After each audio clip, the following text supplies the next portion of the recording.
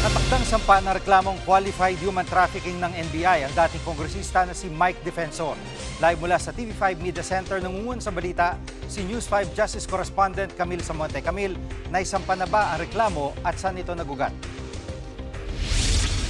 Jiggy, ilang tauhan ng NBI ang nakita kaninang hapon sa Pasig Regional Trial Court, bitbit ang ilang mga dokumento. Sa ngayon, hindi pa malinaw kung formal na nga ba na isampa itong reklamo.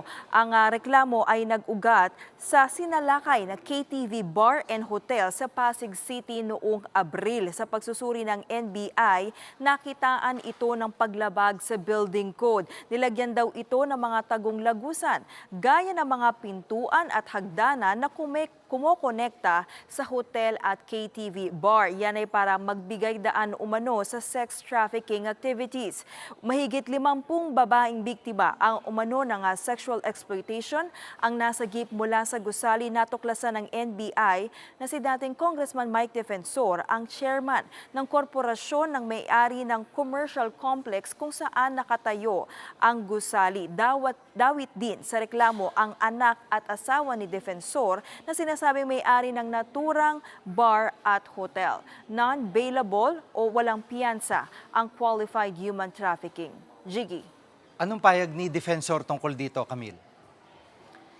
Jiggy, pumalag ang dating kongresista sa reklamong isinampa nitong NBI. Wala raw itong basihan at ipinipilit lang daw ang anggulong human trafficking para sila ay makulong. Ginagamit lang daw ito ng gobyerno para mapatahimik siya at matigil umano ang investigasyon sa flood control scandal. Si Defensor ang isa sa mga tumutulong sa 18 umanong bagman. Nanindigan din si Defensor na walang silang kinalaman sa operasyon ng human trafficking. Dito nga sa KTV Bar, handa rin daw siyang harapin ang kaso at depensahan ang sarili laban sa mga aligasyon. Natanong natin yan kay Defensor kanina nang magsumiti siya ng kanyang rejoinder sa DOJ para sa reklamong cyber libel na isinampa sa kanya ni dating Senador Antonio Trillanes. Pakinggan natin ang kanyang pahayag.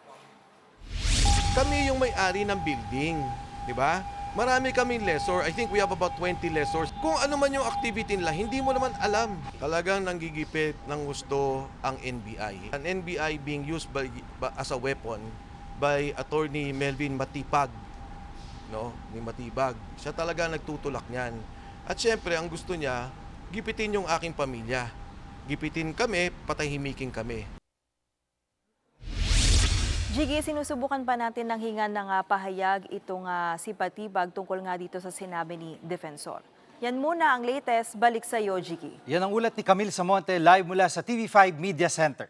Mga kapatid, Jiggy Manikad po. Pagdating sa mahalagang balita sa loob at labas ng bansa, dapat una sa lahat, mag-follow at mag-subscribe na sa social media pages ng News 5.